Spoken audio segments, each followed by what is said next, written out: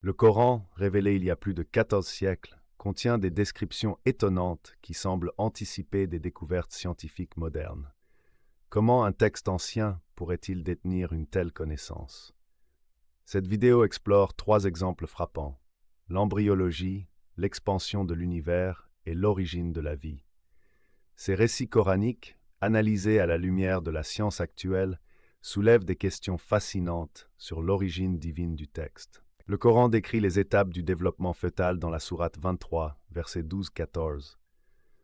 Nous avons créé l'homme d'une goutte de sperme mélangée pour le mettre à l'épreuve. Nous l'avons fait entendre et voir. Les termes alaka, sang coagulé, et mudga, morceau mâché, correspondent étrangement aux stades embryonnaires observés aujourd'hui. L'embryologiste Keith L. Moore a lui-même reconnu cette précision troublante. La sourate 51, verset 47 déclare: Le ciel, nous l'avons construit par notre puissance et nous l'étendons constamment. Cette affirmation, faite au 7e siècle, correspond étonnamment à la découverte moderne de l'expansion de l'univers par Edwin Hubble en 1929. Le concept d'un cosmos en expansion était totalement étranger aux civilisations anciennes, ce qui rend ce verset particulièrement remarquable. La sourate 21, verset 30 affirme: Nous avons fait de l'eau toute chose vivante.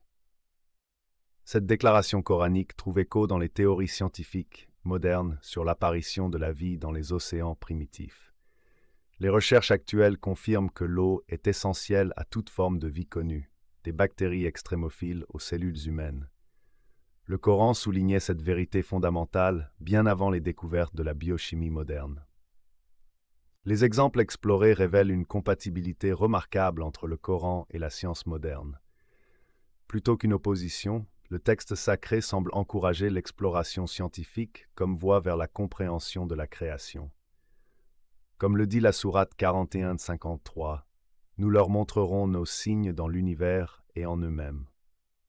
Cette perspective transforme la science en un acte de contemplation spirituelle, unissant raison et révélation dans une quête commune de vérité.